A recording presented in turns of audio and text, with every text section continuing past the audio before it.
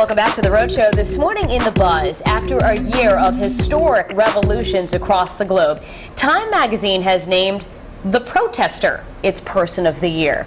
It's kind of an interesting choice, right? The annual distinction usually goes to the person, one, that had the biggest influence over the last year, good or bad. This year, the magazine cited the protests across the Middle East that spread to then Europe and the U.S., reshaping global politics. It's forced not just ordinary people to pay attention to them, but forced their governments and their ruling elites to reckon with them in a very serious way.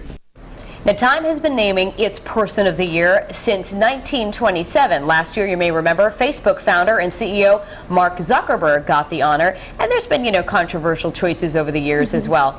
So what do you think? When you see the cover, I gotta say my initial reaction was, huh? Yeah. Why are we picking like a group over a person? Right. But I kind of get it. It has been trending, absolutely. Yeah. Now that's the thing to do. If you have a complaint or if you are ticked off at something, you protest.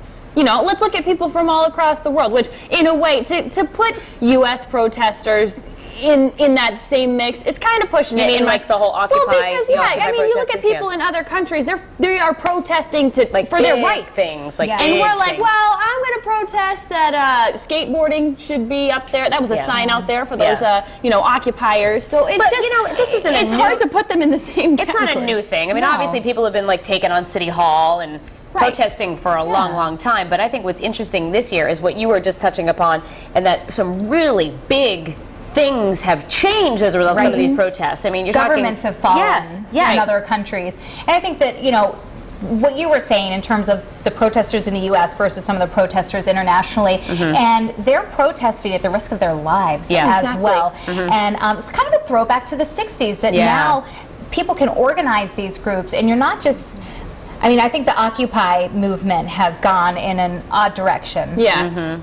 But I think initially, as it was happening, it was a lot of professionals as well. There were doctors and lawyers out there, and I think it's a powerful thing that's happening across our country, and the fact that we have all this social media now that can sort of enhance the spread of all of that happening.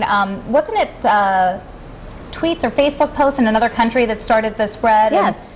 I can't remember which one now because it seems like it's been a domino effect. But yes, it was organized by almost one person on Facebook, and then it just mushroomed out. And so many people joined that group, and from there it just exploded. I don't know. For me, I get it. I totally get it. But one thing that I miss about them not naming a person is I always look forward to delving into finding out sort of the nuts and bolts of a person. And when you pick thousands and thousands of people, you can't really get that sort of same effect. Some people were saying Steve Jobs got slighted, but he wasn't really of this year. I mean, he passed away, but Time did almost an entire article, an entire magazine on him, on Steve Jobs already when he passed. So what else is there left to say? Yeah, I agree with you. I mean, it wasn't like it was. Yes, he passed away, so it was notable, but it's not something that he did this year that reshaped He's definitely one of the generation, for sure. But to say just this year in particular. But I mean, look at all of these people. That girl who stopped the Bank of America from charging theirs. I mean, she protested, right? Exactly. So it's all of these little things, and they are, they're making a difference. Thank you. I don't have to pay that fee. I think it should have been Kim Kardashian. Or Lindsay Lohan.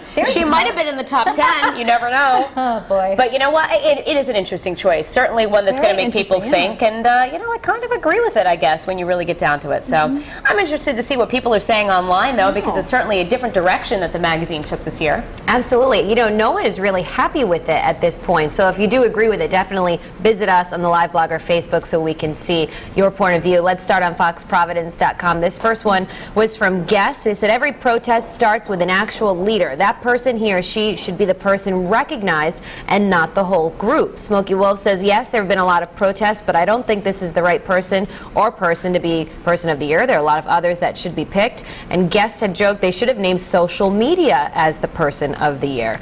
So here's the poll today. Do you think protesters earn the title of Person of the Year? A, yes, they're reshaping global politics, or B, no, I'm over all of the protesting. You can also weigh in on our Facebook page. We've got a lot of comments so far, some long ones this morning. And David said it's ridiculous. Luis Santiago said Times Person of the Year should have been awarded to Navy SEAL Team 6 for killing bin Laden. And Christine said the term protester is too general. Not all protests deserve to be recognized. She said take the NBA lockout, for example.